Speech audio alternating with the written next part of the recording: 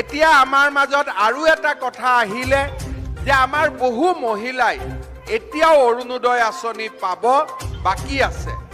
সেইবাবে আমি এটা অৰুণোদয় সপ্তাহৰ আয়োজন কৰিছিলোঁ। আমাৰ হাতত 20 লাখ অৰুণোদয় হিতাধিকাৰী আছে।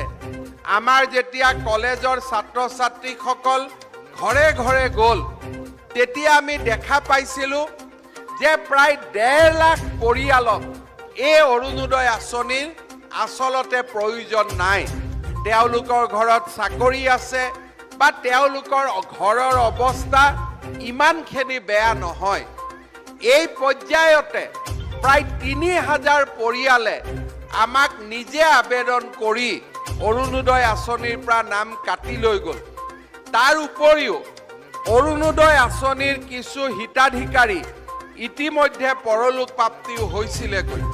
গতিকে পুৰণা হিতাধিকাৰীৰ পৰা 2 লাখ আৰু ৰাজ্য চৰকাৰে নতুনকৈ আৰু 6 লাখ হিতাধিকাৰীক আমি নতুনকৈ অৰুণোদয় আঁচনি দিয়াৰ অহা মাহৰ পৰা আমি ব্যৱস্থা কৰিম। অৰ্থাৎ অহা মাহৰ পৰা অৰুণোদয়ৰ নতুন প্ৰপত্ৰ আমাৰ মহিলাসকলৰ মাজত বিতৰণ কৰা হ'ব।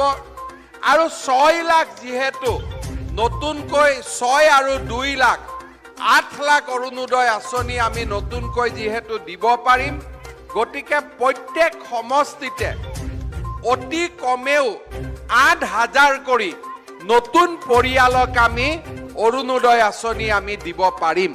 মই ভাবোঁ এই 8000 পৰিয়াল অৰুণোদয় আঁচনিত যোগ হোৱাৰ লগে লগে আগতে থকা 15000 অৰ্থাৎ একোটা সমষ্টিত প্ৰায় 23000 আমাৰ অৰুণোদয় পৰিয়াল হ'বগৈ। লাহে লাহে বছৰ যিমানে আগবাঢ়ি যাব, মোৰ মনত ইচ্ছা আছে যে প্ৰত্যেক সমষ্টিত যাতে আমি 30000 অৰুণোদয় পৰিয়াল আমি আৰম্ভ কৰিব পাৰোঁ। আৰু যদি 30000 অৰুণোদয় পৰিয়াল আমি আৰম্ভ কৰিব পাৰোঁ, অসমত অৰুণোদয় পৰিয়ালৰ সংখ্যা প্ৰায় 32 লাখ হ'বগৈ। কিন্তু এই বছৰ আমি 26 লাখ গৈ পাম।